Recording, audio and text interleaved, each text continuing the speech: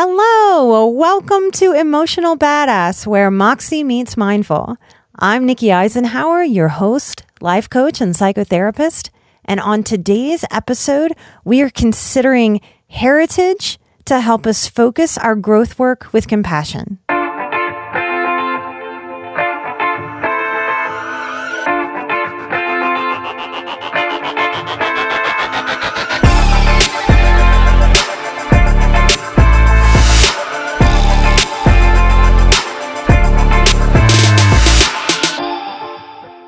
I think it's tricky to talk about heritage and culture in the current climate, but I'm going to try to. I did an episode recently called Who Do You Think You Are? And I think this voice pops up within me a little bit to say, Nikki, who do you think you are? To talk about race and culture. Because to most people, if you look at me, I just look like a white woman. And I am. I was trained in multiculturalism during my master's program to become a counselor by a former Black Panther, Dr. Watson, at the University of New Orleans. It was one of my favorite classes, one that opened my eyes to race and to culture and to heritage. I had always felt a lot of racial tension growing up in southern Louisiana. And I was always interested and fascinated by the aspects that I heard around me and by also what I felt as a young person. I've been really proud and enriched and honored to have one of the most multicultural practices of any therapist I've known. And I hope I'll be able to explain how that's happened and why I love it so much through this episode. I think America loses a lot when we think of race and culture in these very limited black and white terms. Psychologically, we talk about things not being black or white, all or nothing. I think it's really interesting that in our American society, we have a real kind of black-white tension, because I think it's so much more nuanced than that. I hope by talking about this today, I can make sense of this. Thank you for some grace, as it might be a little messy.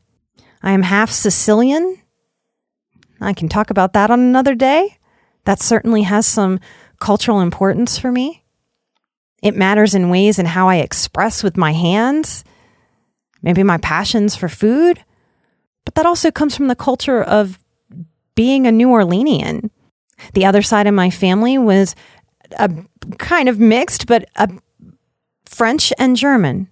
My grandmother spoke both, and I think she leaned German.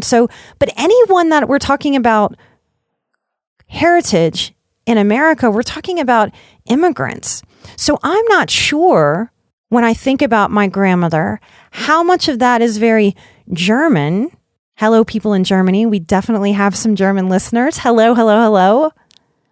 I don't know how much of my grandmother is German and how much of my grandmother is of German immigrant to America, because in working with people from many, many cultures, there are some similarities across cultures in people that immigrated here.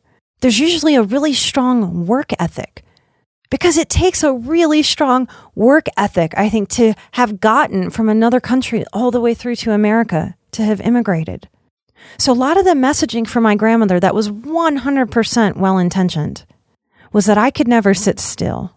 If I stopped cleaning something, if I stopped organizing something, if I stopped doing homework or reading, my grandmother would often look at me and say, "What are you doing?" And just in those little words, "What are you doing?" It wasn't, "Hey, what are you doing? Share this with me." It was, "You're not doing enough. Why aren't you doing something productive?" So this message from my grandmother that also, I believe, comes from the cultural experience of surviving the Great Depression. She wanted to instill in me that to save my life, because I think it saved her life, I had to be a hard worker. And in many ways, it has saved my life. In other ways, it taught my nervous system that I could never be still. I could never relax, and I could never slow down. So in my own healing path, I've had to very much sit back and look at where did these messages come from? And are these messages still true for me? And how can I do the healing in my time on this planet that maybe my grandmother didn't get to do? And sometimes we avoid this kind of awareness because that's sad. And early in my recovery, that made me very sad to know that my Grammy got to the end of her life and she had never realized how to be still with herself, how to sit back and just enjoy. And this might sound a little hippy-dippy and far out to some of you. But my grandmother died of a brain tumor. Very young. Her physical body was very strong. She hit 70 and she went. From every modality that I've studied, from this place, my wisdom tells me that was because she overthought so much. She never slowed down. This has helped me to understand my culture, my Louisiana culture, my Italian culture that makes me loud and talk with my hands. And that means someone who's from a different culture may think I'm screaming or shouting when I'm just passionately expressing. Understanding that heritage from my grandmother of that kind of hard-nosed work ethic. You work for your value. And so many of us who had parents that had their own trauma and grandparents who had their own trauma, we learn a performance-based self-worth. So as long as we are performing and doing, we feel worthwhile. But when it comes time to, I need to sit and be still, we don't know how to do it. We're coming out of our skin. That keeps our nervous systems in an adrenaline state. Those of you who struggle with your weight, your bodies are constantly dealing with the cortisol of that reaction. So these ways that other generations and other cultures processed and figured out the best way that they could figure out how to be. When we evaluate these messages, it gives us a lot of information on our own healing path. How this has helped me as a healer is it's given me another lens. So when I work with someone, I try to pick up on, directly and indirectly, what is their heritage? Not just their race. When we're talking race, we're talking physical characteristics, bone structure, skin, hair, eye color, skin color. When we're talking ethnicity, we're talking nationality, ancestry, regional culture, language, food, architecture styles. When I put this lens on to help my clients learn about themselves and figure out their healing path, often it gives us a very strong clarity. So I'm hoping in my maybe messy discussion on this topic, it's opening some doors in your own consciousness about, what have I been taught? What have I soaked up? When I've worked with other people who have Germans in their background, German immigrants, often this rings true. I can see the similarity of, you are such a hard worker, you are such a doer, but you really don't know how to be with yourself in some stillness, do you? And because I'm not sold on that being a German thing per se, I think it's more of an American immigrant dynamic. I've seen that same struggle through different Asian clients.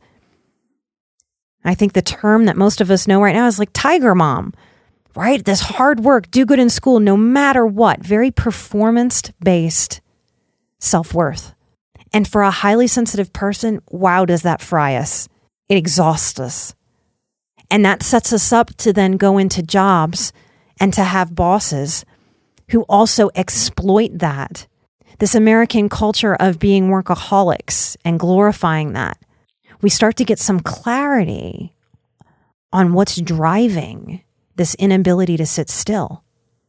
When you add in a modern factor of technology and having this phone attached to our hips, it means anytime you're having to stand in line, which without that phone would be a beautiful practice point of, I can be still now. I can breathe. I can be with myself. Instead, we either stand in line and think about our to-do list. I need to do this, I need to do this, I need to do this, I need to do this. Keeping that nervous system on go, go, go, go, go, go, go. Or we rip that phone out of our pocket And we just scroll and scroll and scroll and scroll, keeping the brain going and going and going and going. There's so much value in understanding the different cultures we've all been in.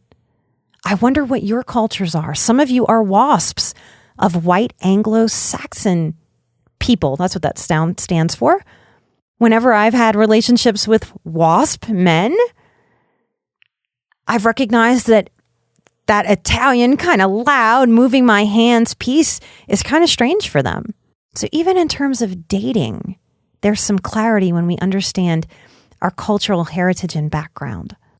It might explain some of where our puzzle pieces don't quite meet or why we have some struggle, because we have some different lenses that we're all coming to the table with.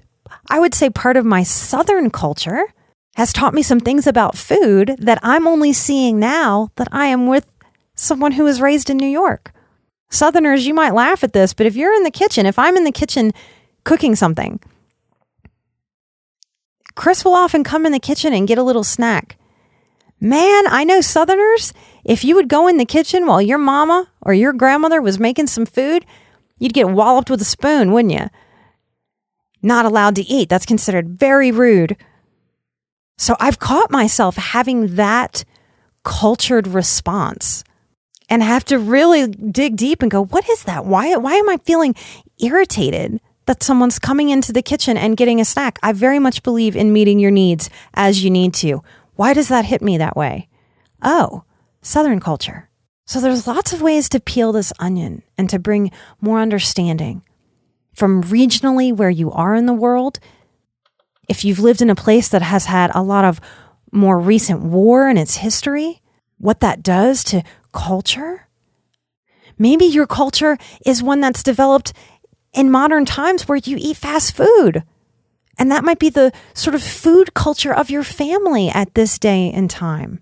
You may be trying very hard to cultivate a different culture within your own smaller family or within yourself about your relationship to food and healthiness and wellness.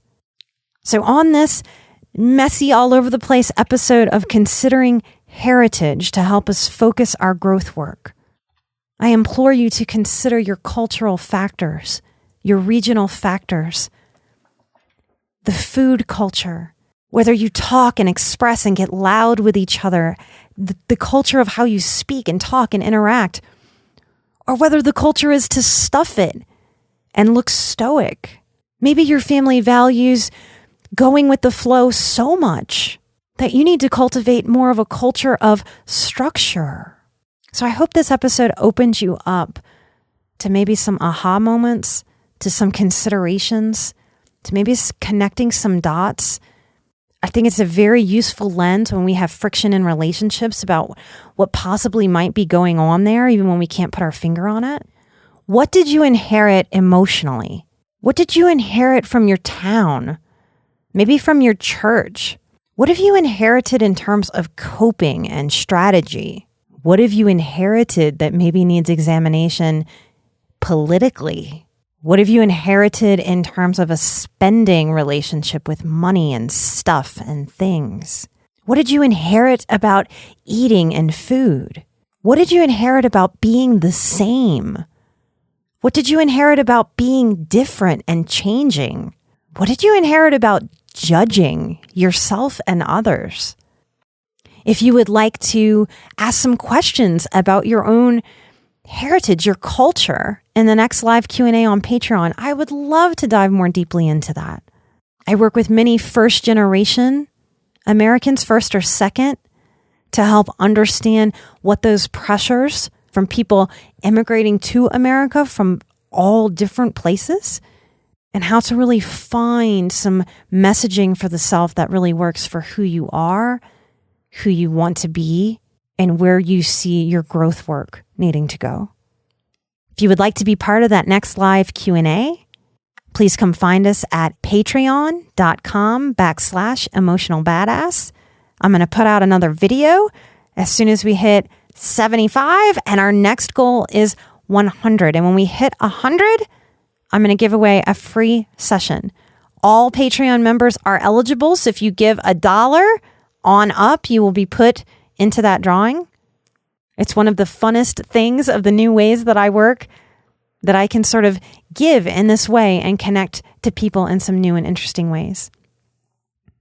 If you would like to do some boundaries work, where I do get a little bit into some cultural issues, I do touch on some of this information in Guided Intuitive Soul Care, the Boundaries course. That's happening in October. I know that seems like a long time away, but we're going to blink and it's going to be here. The code for that, to be able to get that course for last year's price, is Early Bird 19, all caps, Early Bird 19. You can go to my website, or you can find my website through emotionalbadass.com and sign up for that. For every 10 people who sign up, I will also give a free session to one out of those 10 people. I'm going to do that through July. So for those of you who sign up early, you're getting a discount bonus. You're also going into a 10% chance of getting a free session with me. And that's kind of a thank you for signing up so early and helping me plan. Boundaries work is first and foremost about the work that we do with ourselves and the messaging that we change within ourselves. Until we get straight with ourselves, it's very difficult to get straight in a relationship. So if boundaries work resonates with you, I'd love to see you sign up and come do some work with me there. All the information is online. I want to do some Patreon shout outs.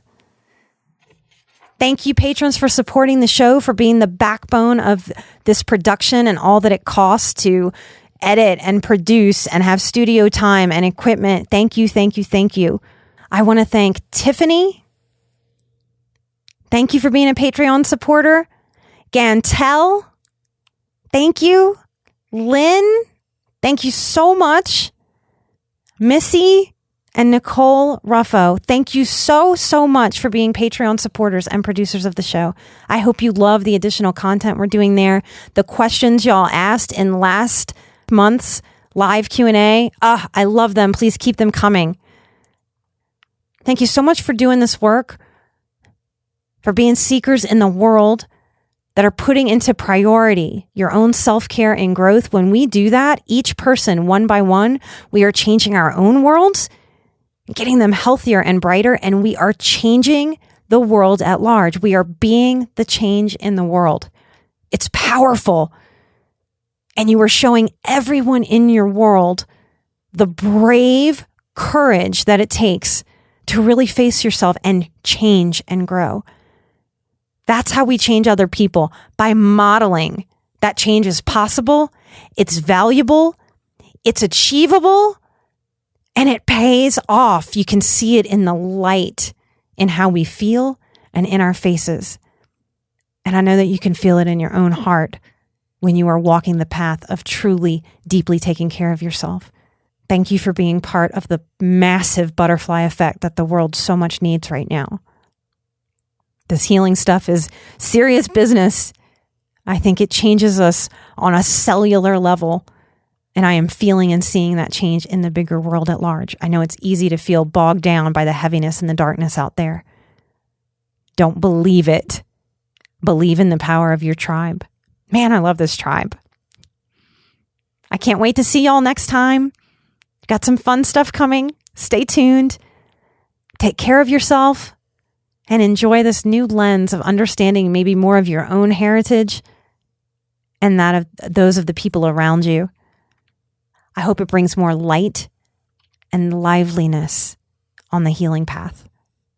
Till next time, I'm an emotional badass. You are an emotional badass. And together, we are where Moxie meets mindful. Bye-bye.